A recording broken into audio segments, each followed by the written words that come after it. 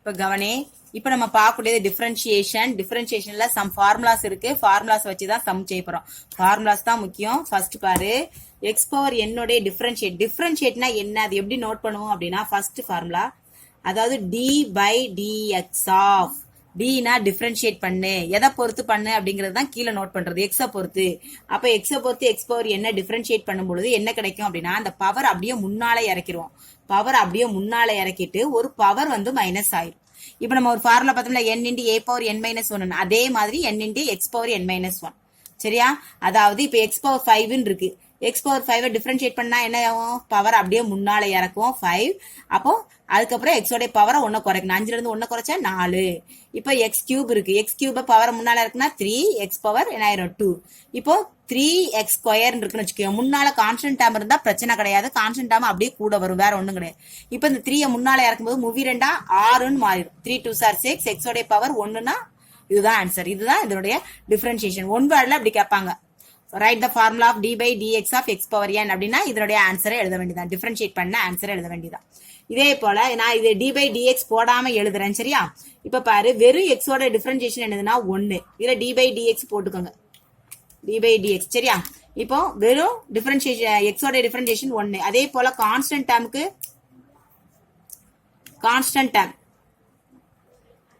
கான்ஸ்டன்டா இருந்தா 0. அதே இது லாக் எக்ஸ் உடைய டிஃபரன்ஷியேஷன் என்னதுன்னா 1 by x. e power x ஓட differentiation e power x. Root x உடைய differentiation 1 by 2 root x.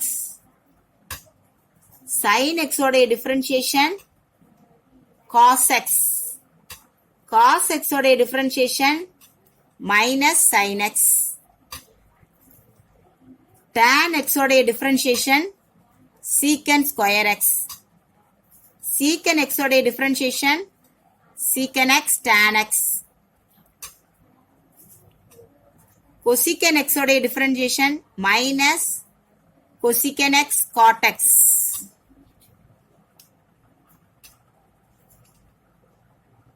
cot x உடைய differentiation minus cosecant square x.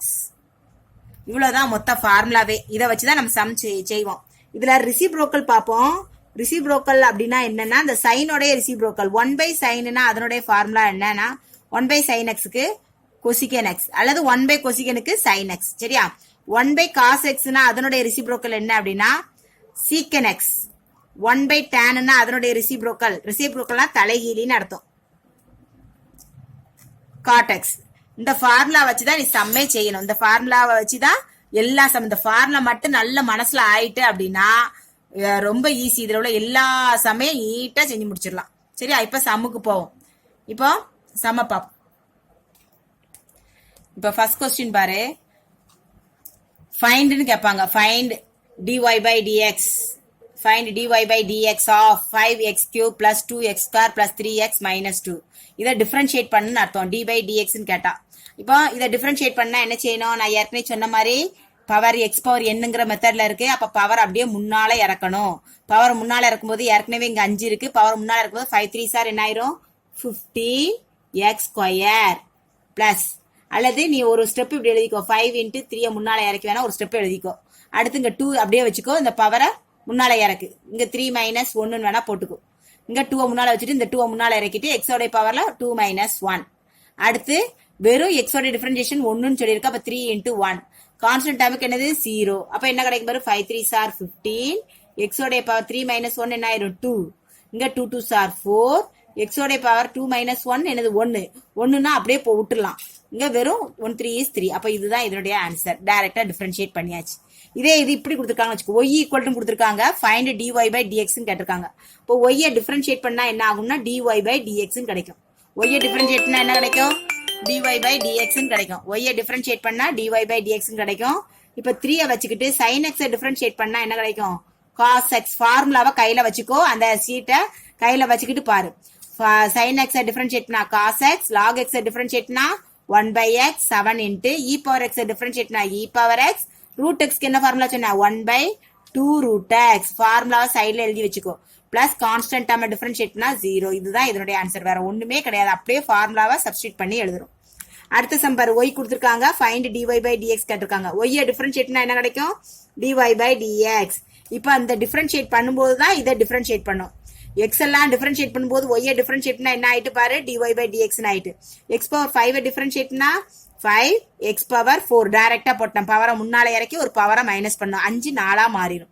இதே போல அடுத்த டிஃபரன்ஷியேட் பண்ணும்போது 3 முன்னால இருக்கும்போது 5 3 சார் என்ன ஆயிரும்? 15. x ஓட பவர் என்ன ஆயிரும்? 3ல இருந்து 2 1 சப் பண்ணா 2ன்னு மாறிடும். இங்க -3 அப்படியே இருக்கு.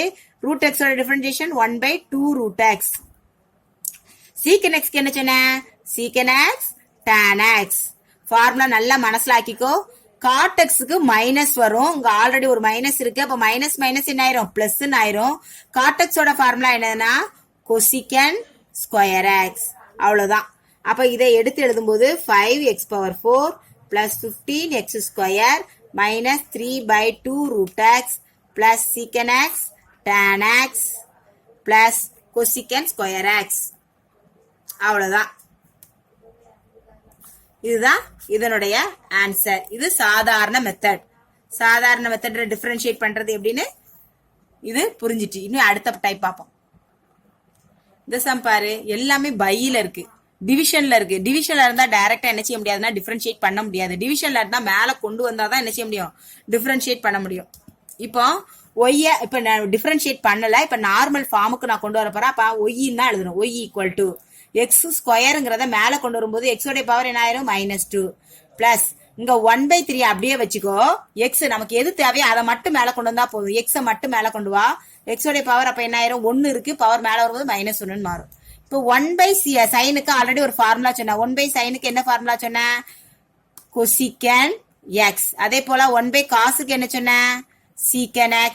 1/tanக்கு என்ன சொன்ன? cot x. இப்போ இந்த ஃபார்முலா இதுல யூஸ் பண்றோம். இப்போ 1/sinனா அப்ப என்ன ஆயிரும்? cosecant பிளஸ் இங்க 1/2ங்கிறது கான்ஸ்டன்ட் டேர்ம்ங்கிறதுனால அப்படியே வச்சுக்கலாம். இது வரைக்கும் நான் டிஃபரன்ஷியேட் பண்ணல, நார்மல் ஃபார்முக்கு தான் மாத்தி எழுதியிருக்கேன்.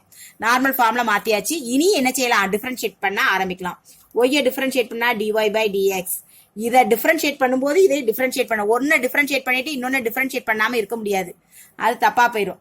சோ டிஃபரன்ஷியேட் பண்ணும்போது அட் அ டைம் எல்லாத்தையும் ஒரே நேரம் டிஃபரன்ஷியேட் பண்ணும். இப்போ பவர் என்ன செய்வோம்? முன்னால இறக்குவோம். -2 முன்னால இறக்கிட்டு பவரை 1 கழிப்போம். அப்ப -2 -1 மாறும். அடுத்தது பிளஸ் 1/3 இருக்கு. இங்க பவரை முன்னால இறக்கு. -1 முன்னால இறக்கியாச்சு. பவர்ல இருந்து என்ன செய்வோம்? 1 மைனஸ் பண்ணும். இப்ப -1 -2. cosecant x என்ன ஆயிரும்? ஃபார்முலா என்னது? Minus cosecant x cot x plus constant டேர்மோட டிஃபரன்ஷியேஷன் 0. வெறும் நம்பர் மட்டும் தனியா வந்தா அதை டிஃபரன்ஷியேட்னா என்னது? 0. இப்ப பாருங்க -2 x பவர் -3 மாறிடும். இங்க பிளஸ் மைனஸ் -1/3 x பவர் -2. இங்க minus cosecant x cot x.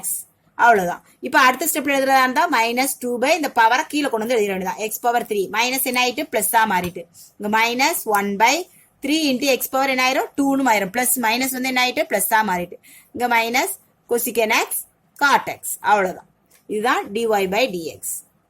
புரிஞ்சுதா? பையில இருந்தா எப்படி செய்யணும்ட்டு. இதே சம் இப்படி கொடுத்துருக்காங்கன்னு வச்சுக்கோங்க. 1/3 sin x minus 2/secant x plus 4/cot x plus 1/7 இப்படி கொடுத்துருக்காங்க வச்சுக்கோ. find dy by dx. இந்த மாதிரி கேட்டிருக்காங்க. எல்லாமே பையில இருக்கு. சோ என்ன செய்வோம்? பையில இருக்க கூடாது, மேல கொண்டு வரணும். கான்ஸ்டன்ட் டேர்ம் தவிர வேற எந்த டேர்ம் டிஃபரன்ஷியேட் பண்ணக்கூடிய எந்த டேர்ம் டிவிஷன்ல இருந்தாலும் மேல கொண்டு வந்துடும். அப்போ முதல்ல ஒய் ஈக்குவல் தான் எடுத்து நார்மல் ஃபார்முக்கு மாத்தணும். அப்ப கீழே நம்பர் இருந்தா பிரச்சனை கிடையாது. 1/3 அப்படியே வச்சுக்க. 1/sin 1/sinக்கு தலையில் என்னது? cosecant x. அப்ப இதுக்கு பதிலா என்ன போட்டலாம்? cosecant. இங்க -2 அப்படியே வச்சுக்கோங்க. 1/secant secant இந்த இருக்கு. அப்ப 1/secant என்ன ஆயிரும்? காசா மாறும். அப்ப 1/secantக்கு தலையில் என்னது? cos x. இப்போ 1/cot cot இந்த இருக்கு. 1/cotனா அப்ப அதனுடைய தலையில் என்ன ஆயிரும்? tan மாறும். ஏற்கனவே ஒரு 4 இருக்கு.